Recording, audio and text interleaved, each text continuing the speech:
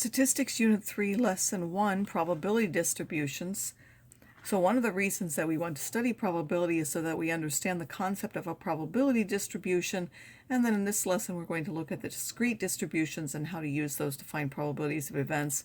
In another lesson, we'll look at continuous probability distributions. So a random variable is a variable that measures a numerical event, which was going to be determined by chance. We're going to use capital letters to denote random variables, and that random variable be in words or some sort of description. The corresponding lowercase letter is used for a particular value of that random variable. Random variables can either be discrete or continuous. A probability distribution is either a list of the different probabilities for the different values, which you can do usually for a discrete, or it's some type of formula for it, which can be either for a discrete or continuous. The possible values of the random variable have a mean, called the expected value, and a variance or standard deviation. For discrete random variables, we can actually use that as a formula.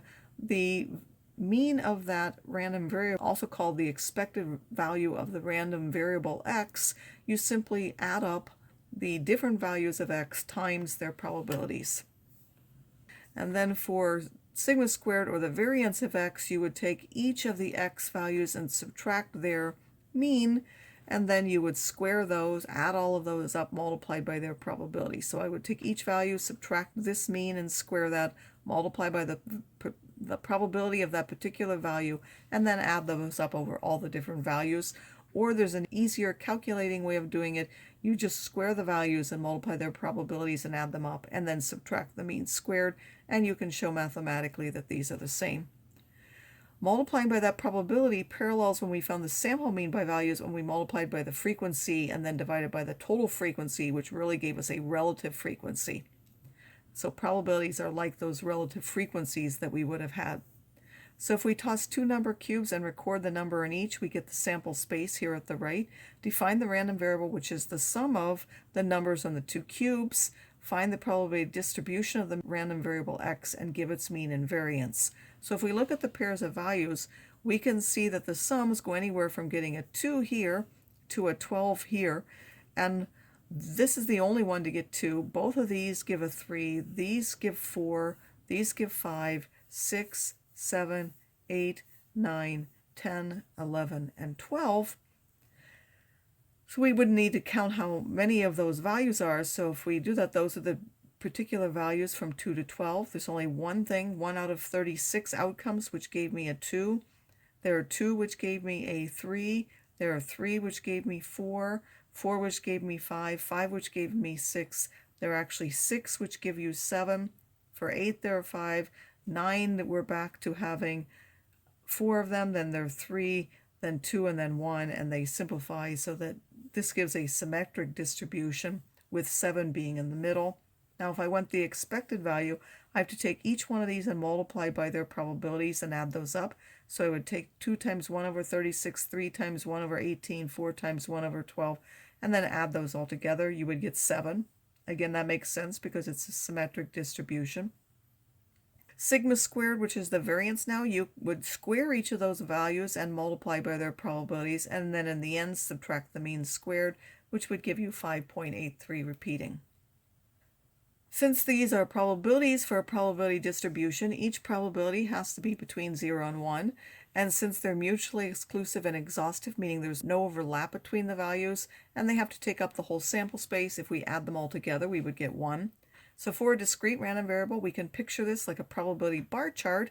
We could also be interested in the cumulative probabilities, just like we had cumulative relative frequencies, and get a cumulative probability distribution, with those values being the probability that x is less than or equal to a particular value. Cumulative probability distributions can be used to find the probabilities of events, just as the probability distribution can. So suppose that we have a population of Salida. We have this distribution for the number of colds in a year, and everyone in that population gets somewhere between 0 and 12, with these being the probabilities of those. If we were to graph that probability distribution, and then we also want to find the mean and the variance, and then find the cumulative probability distribution and use it to find the probabilities of fewer than 5 colds, 5 or more colds, and from 3 to 6 colds. So just like we did a relative frequency bar chart. You put the different number of values on this side, labeling it by the variable name, the number of colds, and then you need a suitable scale to show the probabilities. The largest probability here was 0.19, so we had to get somewhere up to there. I went up to 0.2, and then I did a bar up to the height, so at 0 it was 0.04, 0.05 is halfway in between this 0.6 and this 0.4, so that went up to there. So this would be our probability distribution. If we want the mean now, we would take 0 times 0.04 plus 1 times 0.05 plus 2 times 0.06 and so on, adding those all up, giving 5.03. For the variance, you square each one and multiply, and then subtract the mean squared in the end to give this number. To find the cumulative probability distribution, you do it just as we did for cumulative relative frequencies. The first one is the 0.04. The next one would be these two added together.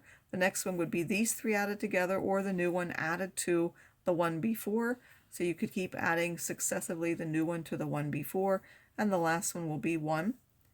Now we want to use this instead of this. We could really use either one to find it, but the probability of fewer than 5 colds, well, less than 5 really mean, because it's discrete, it means less than or equal to 4, so that would now simply be that number.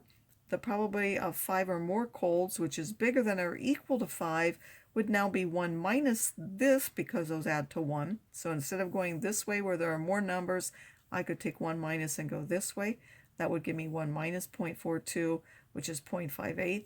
And the probability from 3 to 5 colds, I'm going to show how you could do it from either way.